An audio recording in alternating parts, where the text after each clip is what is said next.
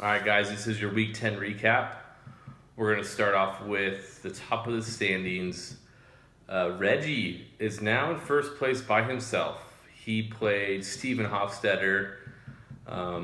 Let's just say Hofstetter played Deshaun Jackson, who scored 0 points because he was ruled out. I don't think he practiced all week, so Steven might have been at NASCAR or something like that, so maybe a valid excuse, but probably not. So Reggie gets a win, puts up a ton of points anyways, so even if Hofstetter would have started someone else, Reggie still wins, so good win, Matt.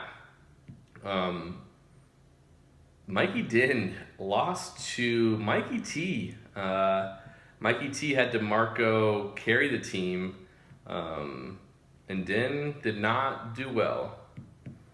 Din gave me permission to call him out for losing to Mikey T, but when you're facing DeMarco Murray, it's kind of tough. But little news and noteworthy is Michael Din has chosen to bench DeAndre Hopkins, and that was one of Din's keeper pick, and Brock is just not doing Hopkins any good. So we'll see if Din continues to ride Hopkins on the bench. Next matchup, we had Jay Hill crushed Wyckoff.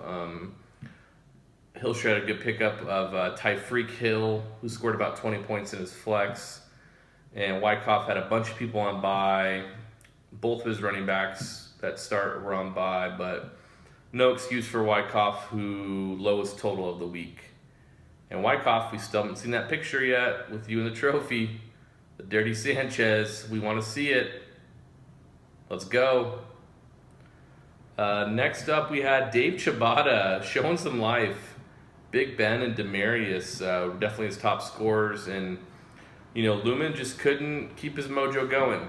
Lumen had Amari and LaShawn on a bye, and Lumen dropped a little bit. So we will definitely see what happens with that. But Dave Chibata trending upwards, it looks like.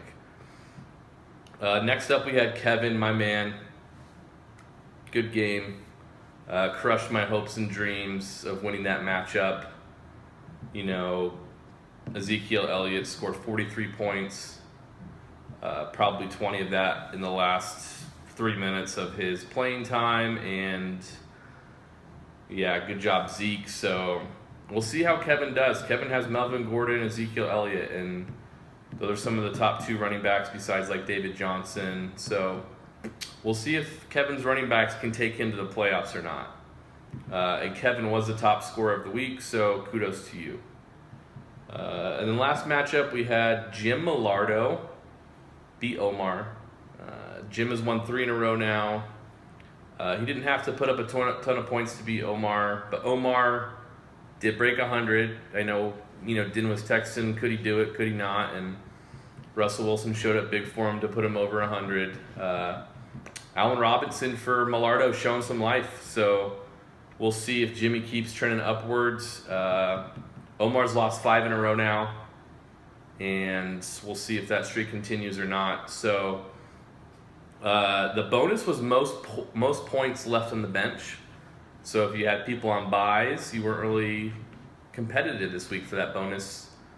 Totaled up, Matt Register had, I believe, 108 points on his bench, maybe 107. His bench almost outscored Omar and Wyckoff. So Wyckoff had 108 points, 108.4 points, and Omar had 111, and Reggie's bench had 107. So kind of interesting. Let's look forward to next week. We got Omar versus myself. I think that's a trap game for me. I got Julio and Matty Ice on a bye, so I think Omar is actually going to be the favorite in that one. We got Mikey T versus Wyckoff. So Mikey T's 5-5, Wyckoff's 3-7. So this is probably a must-win for Mikey T, and maybe a must-win for Wyckoff if he doesn't want to do back-to-back Dirty Sanchez.